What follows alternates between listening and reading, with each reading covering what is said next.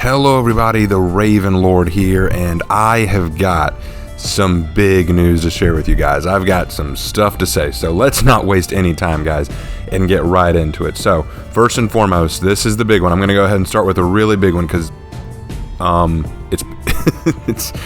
so excited. It's awesome.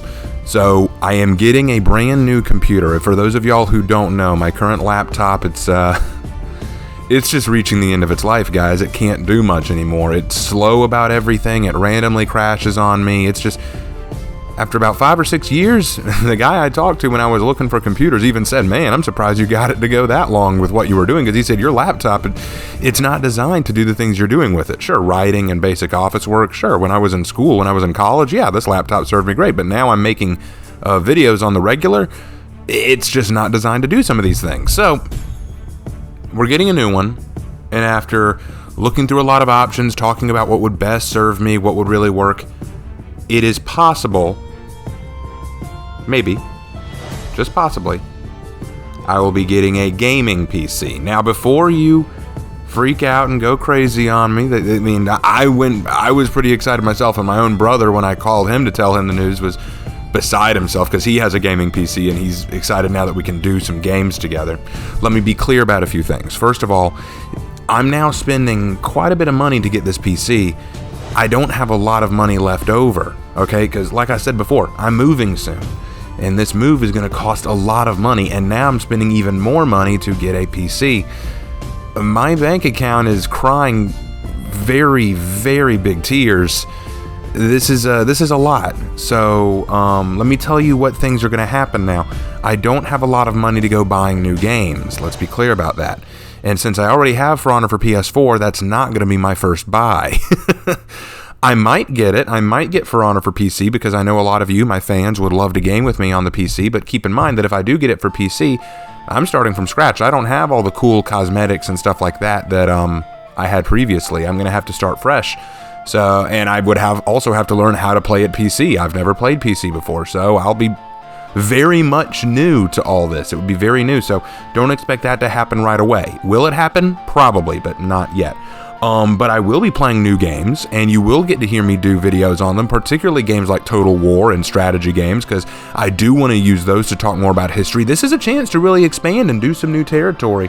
And I'll also be producing better quality videos. I'll have much better graphics in my videos. Any videos I make with my computer will look a lot better. I think that, frankly, it's going to be a big change and a huge evolution of the channel. This is going to be really, really cool. I can't wait to get this new PC. It should be coming in Friday. That's what they told me would be happening. Either Friday or Saturday. Now, I work all day this Saturday and Sunday coming up, but the Sunday is my last day. My last day of work is the 28th, Sunday, so I'll be officially done with working at the restaurant then, and I'll be taking about 2 weeks off to go through the move before I start working at my new location. So, in that time, I'll be busy moving, so not a lot of video making at that time. But back to the point. That is the big deal that I wanted to tell you guys. Yes, I am getting a gaming PC. It's going to be so, so cool. And I can't wait to do that. Can't wait to see what all changes with that. It's going to be great. Now, what's going to happen to the channel while we wait for that PC to come? Well, honestly, it's just going to be slow, if anything. It's very difficult to make videos right now on this laptop because it constantly crashes on me while I'm trying to record or trying to edit, and then I lose a lot of stuff. In fact, my last video, I had to literally update on my father's computer because my own laptop just could not do it. So, honestly, I'm not sure what's going to happen with the channel before I get the new PC, but we will see, and hopefully I will have something out new for you soon. Other big news, putting that aside for a minute, other big news. I now have a PayPal account. So if there are some of you out there who look at my Teespring store and say, hey, these all look cool, but I don't have enough money to pay for them, but you still want to make a small donation, I'm still figuring out how PayPal works and how that will function. But once I've got it figured out, you can also help support me through PayPal as well. Again, working all that kind of stuff out, working out how all that will work, but please consider helping support me, guys. I will still put the Teespring store link in the description so that y'all can go check it out. Some new stuff is going to be heading there soon. It just really helps me out, especially at this point in time where I am bleeding for cash. Like I said, big move, getting a new PC. I'm going to be taking a break from work for 2 weeks just so that I can make this move happen. I hate to beg, guys. I really don't want to beg, but any support would be very, very helpful. Okay, so all that out of the way, next point. We are near the goal of 2,000 subscribers. We are so close. Less than 100 to go, I believe. And yes, as promised, once we reach 2,000 subscribers, I will make a face reveal video. It may not be right at 2,000, might need to wait, because if we reach 2,000 before I finish my move, you're just going to have to wait for me to finish the move, okay? That's just the way it's going to be, but I will do it, so very excited about that, and I'll need to think of what to do when we reach 3,000, because I'm going to do something big for each, milestone. When we reach 1,000, I made a big video about it, and I opened up, like my monetization. With the 2,000, we're going to do a face reveal. I'll need to think about the 3,000, but hey, real close to the goal, guys, and I couldn't have done it without you. Thank you so much for supporting me so much through subscribing. It means a lot. Next, on to what we're doing for the videos coming up. Still going to do the medieval women update. I know we're nearing the end of the month, and I know it's near the end of Women's History Month or whatever, but I still want to do this video because so many people have said to me how interested they were when I did that response to Cracked about medieval women and how they were treated. I think we still need to have a discussion about how medieval women lived in Europe and Japan and China and all that. Like, what was life for women? And I'm still going to do that. It just may be a little later than we thought. But I still want to do that. I still want to make a dedicated video about that, so expect that soon. Also, the Vampire Fantastical History video. Still working on that. But again, because of the computer situation, haven't been able to get it up. Got a lot of videos to release once we get this computer situation fixed, okay? Just let you know. Also, Heroes in History. I'm so geared up to do that again. Who would you like to hear me talk about? I was going to do Shugoki, but Shugoki isn't easy to talk about because there's no historical equivalent. The most I could do is talk about sumo wrestlers, and that's not really history, that's not really a historical thing. I could talk about the Oni, like ogres in Japanese mythology, but, I gotta think about that, Before I start diving into the technicalities of what I talk about and how I talk about it, I'd like to know what y'all would like me to talk about. So, who would you like to hear about in Heroes in History? And I'll think about it and see which one I want to go after. Okay, so just let me know in the comments. I'd love to hear that. So thank you guys so much for bearing with me, guys, through this difficult time. It's all been a little bit crazy. I didn't expect my computer to finally die on me. I thought that I'd have it for a little while longer, at least until after the move. But some things don't turn out the way you expect. That's life. That's how it works.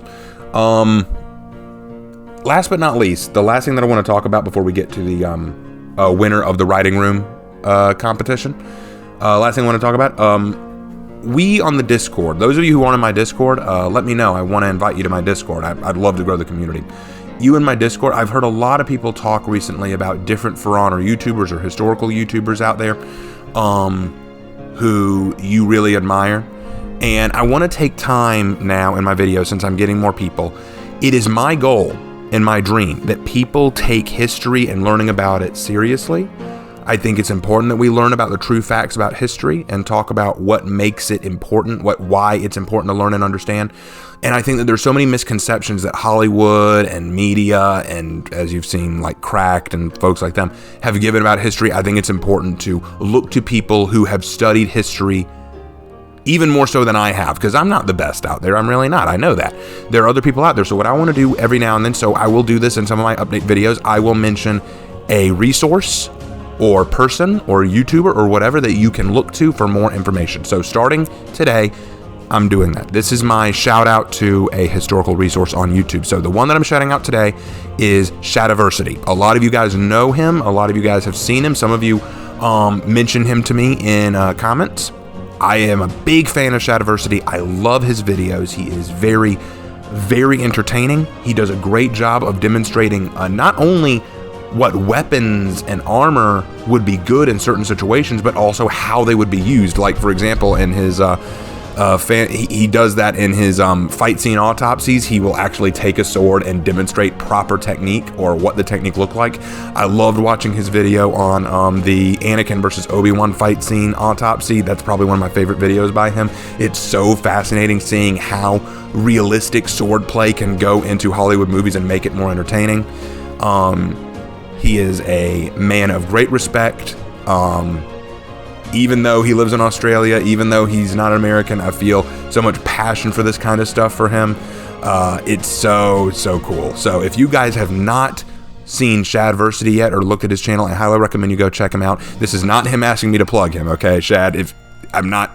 Nothing. Shad did not ask me to do this. I just want to shout out people who I think would be great resources for you to go learn more, because people ask me all the time, where can I learn more about this? Where can I learn more about this topic?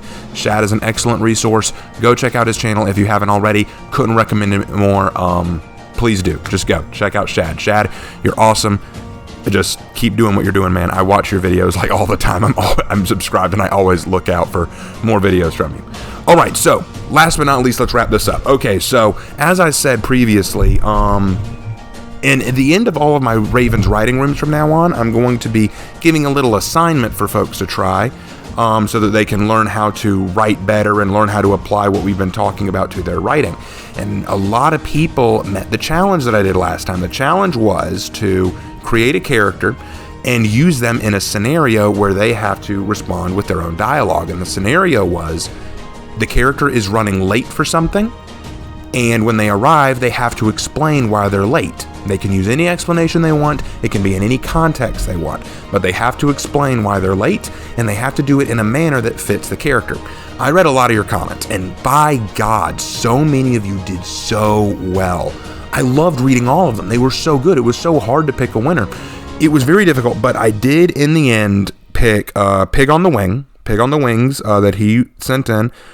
Was very well written. It was probably the longest, but that's not why I picked it. I picked it because his dictation and creativity, not only in the context, but also in how he portrayed and explained the characters and their scenarios with each other, was excellent. And I will read a small portion of it to you, starting from the top. It goes, author's note, this is from a story I wrote a bit ago, but never finished. Conveniently, I had a similar situation to your writing prompt you asked of us, so I thought, hey, why not? Abaddon walked at a swift tempo through the halls of the fortress. Other soldiers went about their business of conversing with friends, heading off to their own meetings, or just relaxing. That was until he strode on through. The conversations grew silent and turned into whispers. Unsurprising, Abaddon thought to himself. The flaming horns on his head weren't exactly a friendly sight to most people outside of his order. Abaddon made his way to the command center, and as he walked towards the door, he was stopped by a familiar face. Gabriel held up a hand, signaling the warrior to stop.